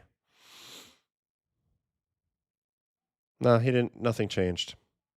No, ignore what I just said. All right, there's an out. In play outs here on a slider to Bohm. Ooh, off the end, little tapper. Nice first inning from Max. Second inning. Ball 4 to Adolis. Ooh, close but no. Now JT. 4-seam line out. Didn't hit that hard. Got in there a little bit. Very sunny day here in Clearwater. Here's Stott Four seam. Not throwing as hard this inning. Oh. Tremendous double play. So there's a lucky double play right there. I too wonder, Kev, what uniform Max will have when he goes into the Hall of Fame. I mean, I think right now I'd have to say it's probably Washington, guys. What do you guys think? Change up here. We'll get some out front. Justin Crawford, 101.6 at 27. Just hit it to the wrong part of the park. 18 vert on this fastball, too. Max had good shit today. There's Dylan Moore. I'm pleasantly surprised for this early in camp for him to look this good. Slider. Oh, that was not the right clip. Another at-bat versus Trey. Rolls him over on a changeup. Nice pitch. I'm sure they said something to each other again there. Changeup here. Max had it all working today. Fastballs, changeups, sliders. Really good to see. So Nats, what do you guys think? Nats. Jay Farrell says, I'll always see Max as a Tiger. Carl says Nats. Do you think Trey is bummed to not be in WBC? Yes, 100% bummed. Probably feels a little bit betrayed. A little bit betrayed. Ooh, I have some very exciting stuff coming once it's announced. It's not MLB Network, but you'll be seeing me. So excited for that. All right, what else we got? Four-seamer, 95. Alec Boehm, little line out to center. I don't think he hit that very hard. 95.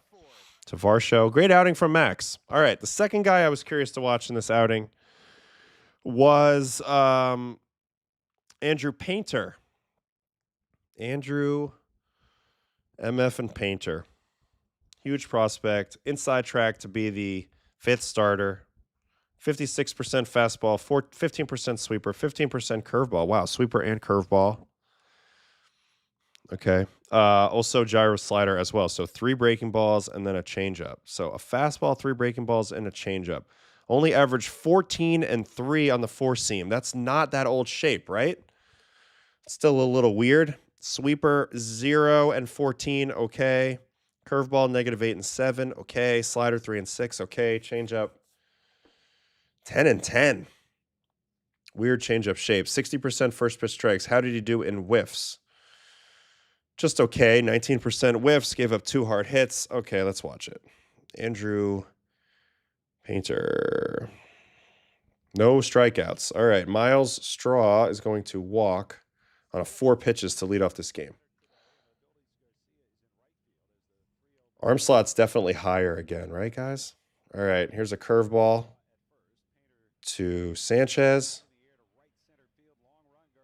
Ooh, I felt like he crushed that ball. Odolis runs it down. Only 99, I guess. Kind of a weird contact there. Here's a 97 mile-an-hour fastball to Eloy. Ball comes out of his hand hot, I'll tell you that. Nice play by Trey. Inning over. Here's a slider to Varsho. I like the rhythm in his delivery. We don't have the side view yet, but I definitely like the rhythm in this guy's delivery. He's huge, so that doesn't hurt. I'm a little concerned about his fastball shape, but I guess I have to watch it more to know. Breaking pitches look good. Slider, curveball, sweeper, all have nice shapes to them. Here's a four seam for a hit. Is that Lucas? Yeah, that's a Lucas hit right there. Flat across the top. Shoot it into the center. Base knock. Who else here? I mean, he's definitely got some weird cut to his four seam. Played right here for a little force out, but yeah, jams the lefty a little bit. Carlos Mendoza, Mets manager.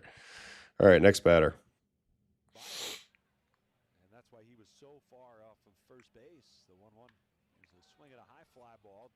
That ball was whacked. It's going to be caught, though. Man, a couple balls pretty well whacked, caught. Only 100.8, so I guess not quite hit as hard as it looks, but pretty good trajectory on those balls. They don't make it. Here's a sweeper. I was waiting to see one of these. Ooh, gets him off the end. Breaks the bat. Nice. Next batter, fastball. Miles Straw. Ooh, blows him up. He broke a lot of bats in this game. Several broken bats in this game. So that's it for Painter. You know, the four-seam shape's just weird. No way around it. 14-3. Just don't see a lot of that, so have to wait and see. Throws hard, big body, very flowy delivery, appears to have good command. Broke a lot of bats today. Has a nice array of shapes on the breaking balls. Not sure what any of this fastball shape means yet. I mean, just a big-time prospect. Can't wait to see him in the big leagues for real and see how that goes. Alvarado, the former cheater, pitched. Tanner Banks pitched. Yohan Duran pitched. Looks like he's just taking his time, throwing only 99 right now.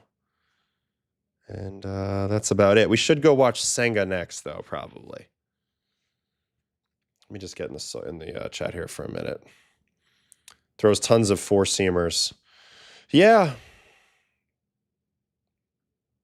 Ayo, have you seen Nate Garko? He's a changeup with 24 inches of induced vertical break in the J system. I have not seen him ketamine Jesus, and when he gets close to the big leagues, if that pitch is effective, then we will definitely watch that.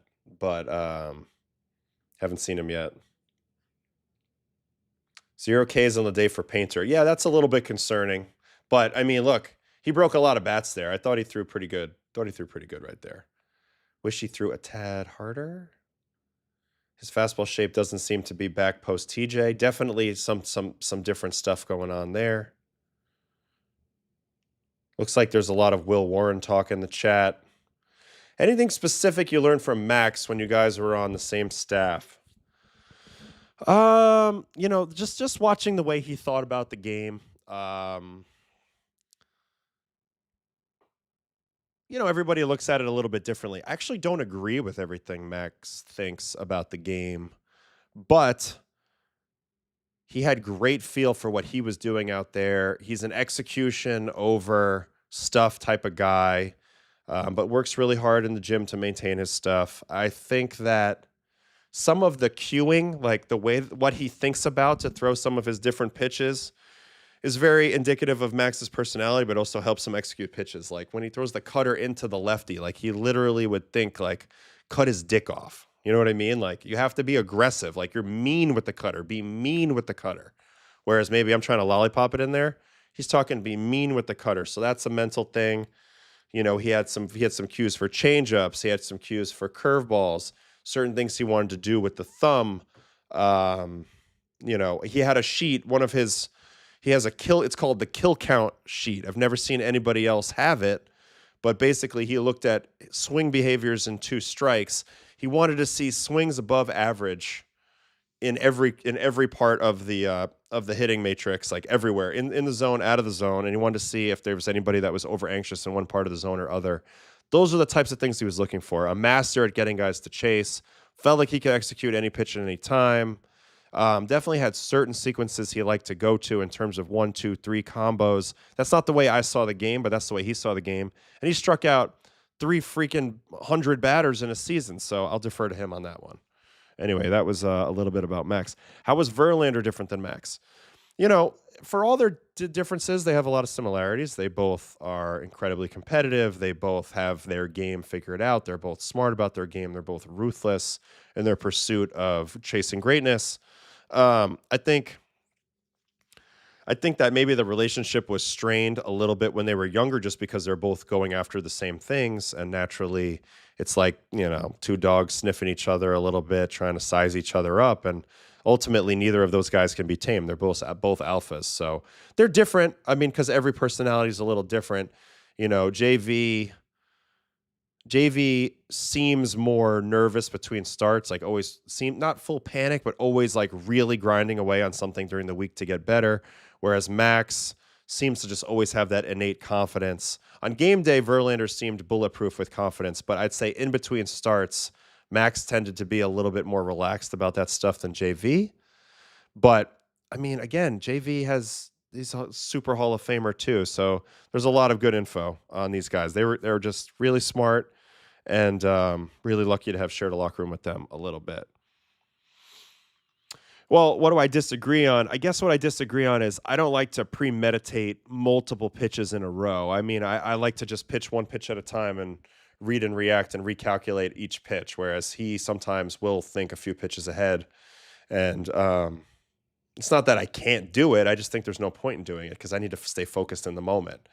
Anyway, it's just the way he thinks about it. Also, just because we have different pitches, he's not going for freezes really. He's more of a chase. He tries to get everybody to chase. So there's just different ways to go about stuff.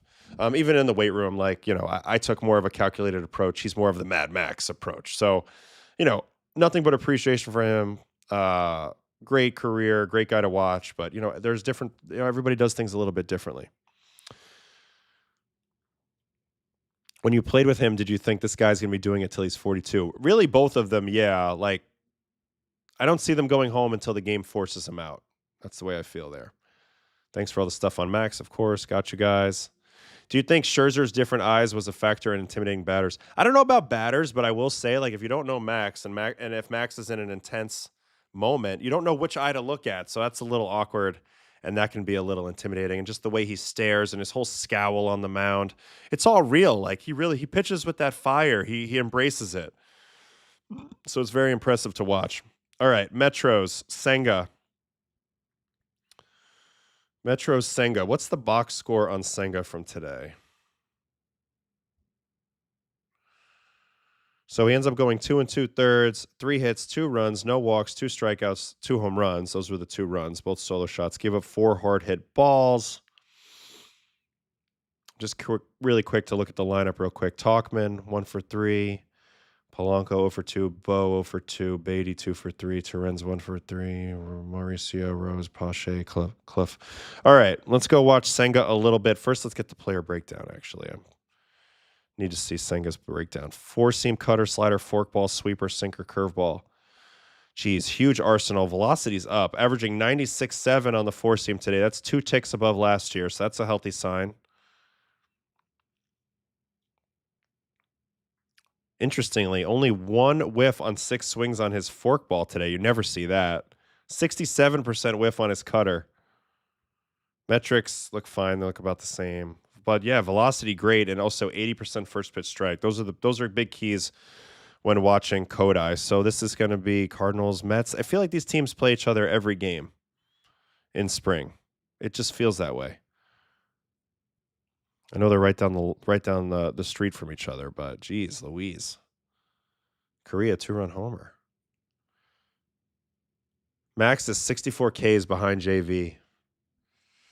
I know, and that's a little bit of a battle, right? They're both battling for that for sure.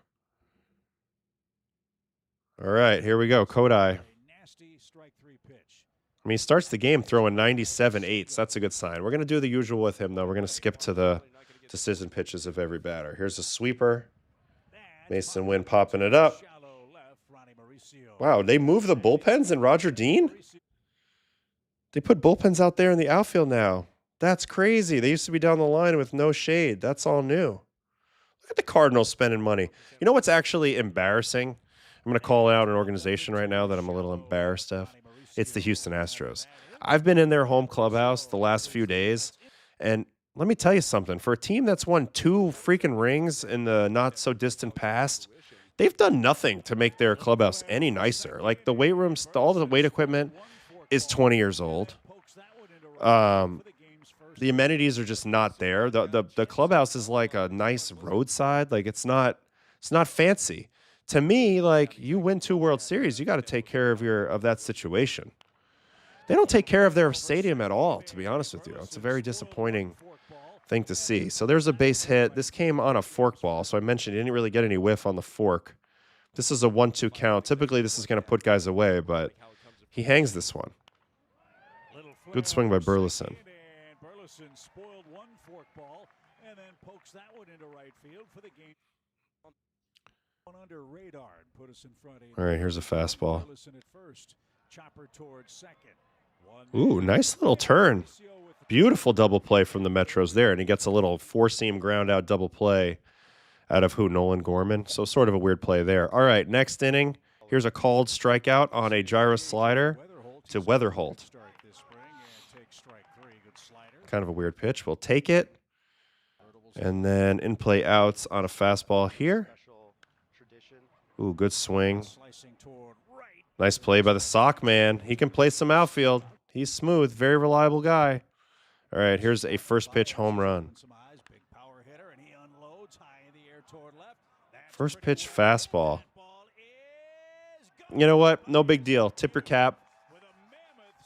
Tip your cap. Doesn't matter. Jim Crane is notoriously cost-focused. Yeah, well, I don't like it. His operation's not feeling very big league down there.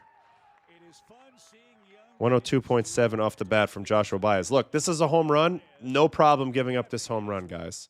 2 outs, nobody on. Attack the zone. Throw strike one. That's what he's trying to do. Yeah, drifts down the middle. Don't care. You're going to get a favorable outcome, way more than a bad outcome there. So shit happens.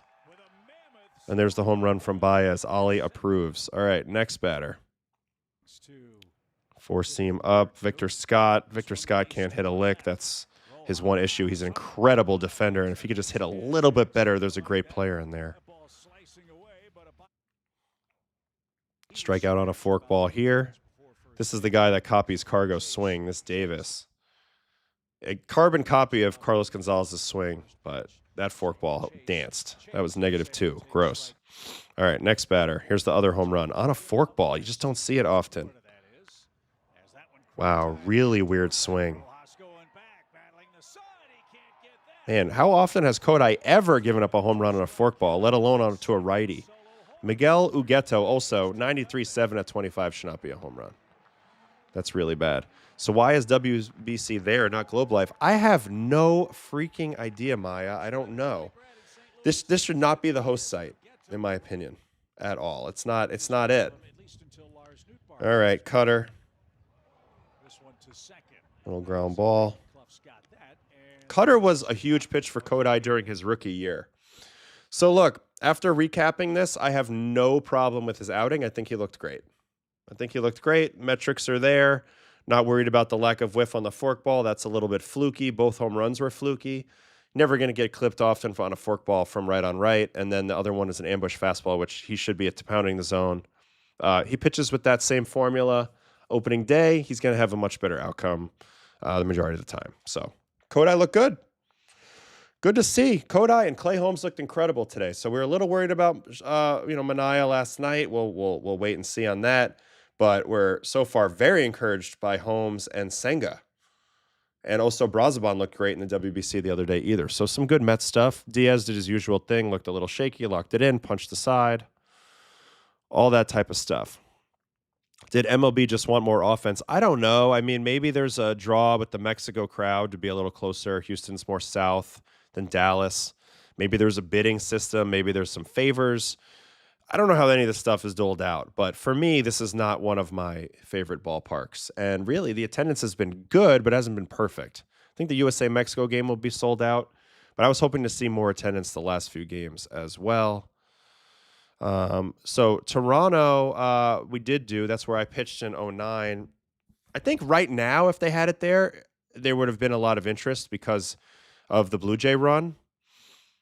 But they did not get good attendance when they hosted back in the day, and I wonder what the calculus is there. And also, like, I know they have heat in the dome, but to what extent? It's probably pretty cold in there. Yeah, it's 93.8 on that second home run. It's kind of bogus, so I'm not worried about that home run at all. Not sure if the Mets can find a spot for Tauchman, but definitely deserves it. I mean, I think, all three of these guys could really help out right off the rip. I don't know what their plan is ultimately with Benj. At some point, you got to let him run. But Tauchman's a good player. He's a valuable player on a winning team, and I'm glad for the Mets that they were able to scoop him up for what they scooped him up for, and we'll see if they decide to utilize that or not.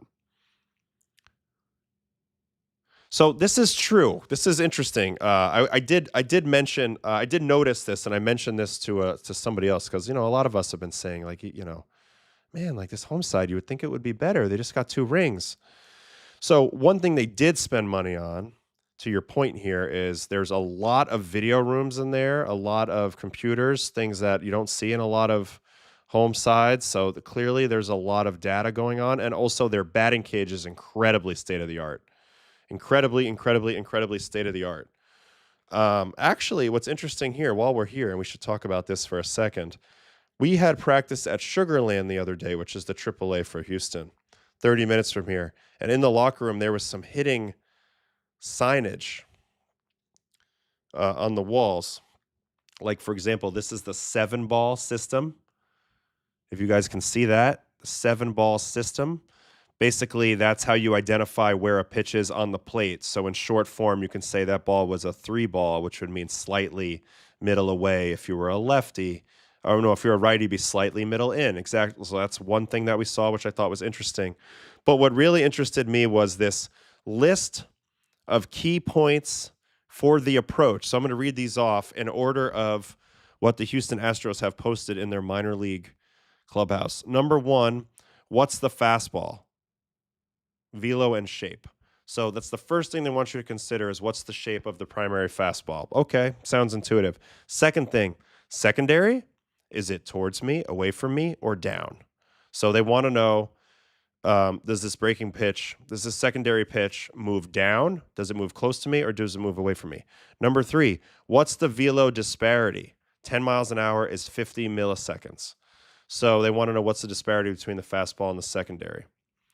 And then number 4, what ball zone am I looking for the fastball to start in? Where am I going to hit it? So this is sort of the concept of windows, right? So you know the fastball shape, the velocity and shape, and then you have to understand where that ball has to come out to end up in your ideal location to mash it. So that's what they're saying. Where do I need to look for this ball so that I get it where I want to and hit it? And then number 5, does a specific weapon allow me to also cover the secondary and hit it for extra base hits? Now, I don't know exactly what the context of that is, but what seems to me is they're saying, we want you to be ready for the fastball, and is there one of the pitcher's weapons that if you can key on these two, you can cover them both? Or do you have to eliminate something? So I think this is an effort for them to keep things simple. But again, I thought this was very impressive. Impressive stuff. List of key points for the approach as noted by the Astros. So I'm here sharing it with you guys because I don't really care. So that was there. Then there was also some swing path stuff that was interesting. This one's called Grab the Other Side. Kind of like a drag through the zone, but like starting middle away from you. And then this one is like, I mean, I talk about being scoopy. This is a scoop path. Not really sure why that's up there.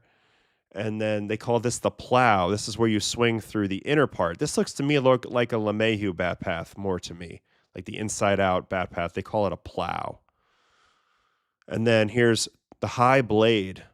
So I guess bottom elbow straight through to hit the low pitch and then turn the shoulder to hit the high pitch. A lot of the stuff I've been talking about. So these are 2 swings to practice. Maybe the green is what you want and the red is what you don't want. Not really sure. But I saw this one as well. So giving you a little bit of the inside skinny at what I saw when we were in Sugarland.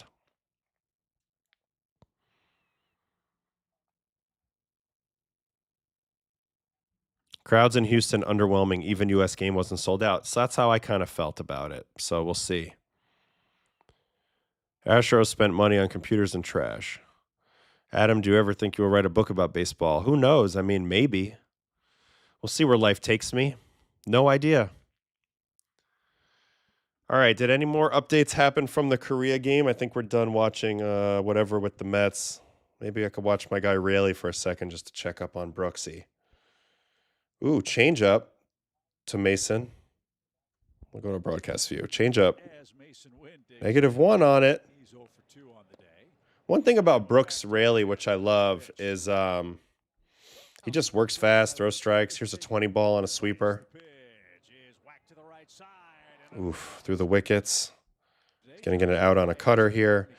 So he's like a guy a manager can really trust. You know, he's going to go out there. He's going to throw his best stuff in the zone. He's going to sequence it pretty well. This is a hell of a play. Holy shit, what a catch. Damn. Dude, he hit the wall so hard here. This ball is almost a homer, by the way. This one launched toward right center. That's pretty well. I don't know who's playing center here, but great play. Oh. Balls to the wall. All right, and then his last batter is a little sinker, left on left, going to get Weatherholt to roll it over. Or to pop it up, actually. Interesting.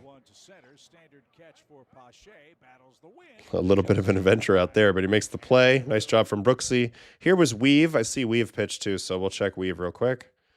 Weave fields a bunt on this first one. So for my first time watching Weaver as a Met. Oh, he's such a good athlete, though. Look at that. He almost got hurt there.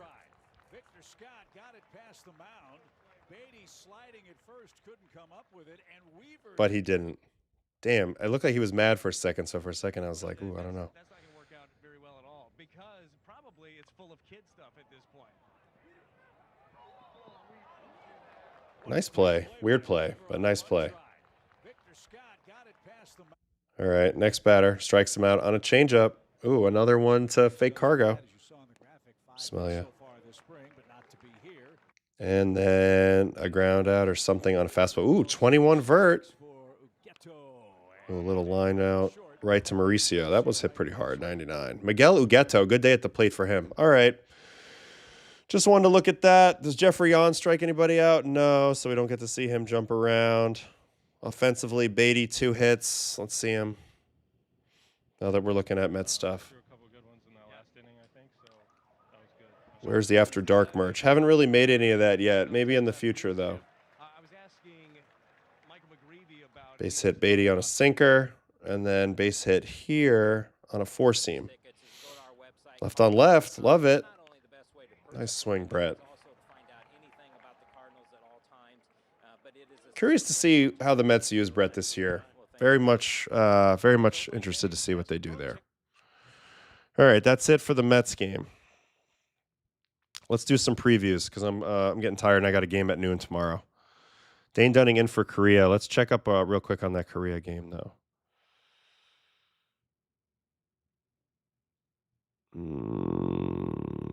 Buck score. Dunning just came in the game, 2/3 of an inning. Plenty of time to go. 1-1 in this one, so we'll pick this one up tomorrow.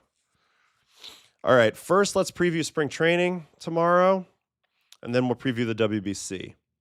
I didn't watch Cam yet. He pitched yesterday, but I didn't watch it yet, and I would watch it now, but honestly, I'm pretty wiped, guys. I'm pretty wiped. All right, let's do it. Hunter Brown and Andrew Alvarez, Houston and Washington. Red Sox and Pirates, Jake Bennett, who they got in that trade from the Nats, and Carmen Mladinsky. Jays and Orioles, Ponce, so third look at him, Ponce, and Tyler Wells of the Orioles. Phillies and Twins, Ronhell and Simeon Woods Richardson. Braves and Rays, Elder and Logan Workman. Tigers and Jays, Brian Sammons and Mr. Gosman, Kevin Gosman. Cardinals and Marlins, Andre Palante and Braxton Garrett. Ooh, Subway Series, Ryan Weathers and Freddie Peralta. This is a fun matchup. Ooh, Korea's up 3-2. Box score is behind. Okay. Diamondbacks and Reds, Dre Jameson, Brady Singer. Angels and A's, Kashanwitz and Savali. Dodgers and A's, Jacob Lopez and Robleski. Giants and Cubs, Landon Roop and bullpen day for the Cubs, Hunter Harvey. Angels and Rangers, Medeiros and Nasty Nate. Royals and White Sox, Noah Cameron and Chris Murphy, former Red Sox. Guardians and Rock Show, Cantillo and Castellano. There's a lot of games tomorrow. My God. Reds and Padres, Burns and Gillespie. Mariners, Brewers, Kirby and Harrison. So maybe our first look at Harrison on the Brewers. Honestly, though, it's WBC season, so it's hard to even keep up with a lot of this spring stuff. I'm glad we looked at a little bit of it. There's probably some more to look at, but like I said, I'm pretty wiped. All right, let's get into tomorrow's WBC previews. Starts at the 5 a.m. game, Australia and Japan. Sugano for Team Samurai Japan versus Connor McDonald. Now, mind you, both of these teams are 2-0. Whoever wins this game is automatically through to the next round. Japan will be a heavy favorite in this game, but Australia is 2-0. That will be on at 4 a.m. my time, Central Time. All right. At 11 a.m. Central Time, Colombia and Cuba. Colombia desperate for a win. Cuba's 1-0. Patino going for Colombia. Guy has a great arm versus Larondo. The Cuban guys are a mystery, so we have no idea.